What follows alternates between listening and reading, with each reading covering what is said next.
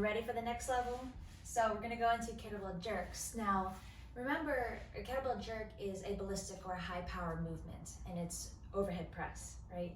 The purpose of it is to get heavier weight that you necessarily can't strict press overhead. And it requires a lot of coordination, so just keep that in mind. In the next series, we'll be going over step by step of how to get you to performing that safe and effective jerk. But first thing before we go into any of that is just addressing overhead mobility, right? I don't recommend going overhead if you're really restricted.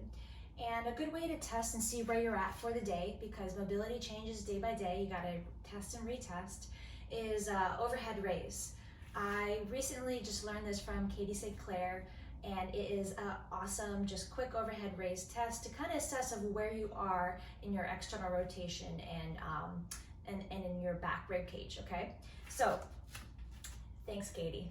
So what you're gonna do is have your feet together and knees slightly bent, but most importantly is you want your back flat against the wall. So your rib cage is down, okay? And all you're gonna do is just take both your arms and let them raise overhead. And see, notice any asymmetry. Is one arm kind of like more restricted than the other? Or can they not reach without your back flaring, okay? So again, back flat, raise, lift overhead, and see where you're at. If you pretty much can get your arms by your ears, you're good. If not, I recommend starting going into some rib cage expansion and some overhead mobility work. Check out Katie for that. She's really awesome and really smart in that area. But if you are good, let's go ahead to the jerk.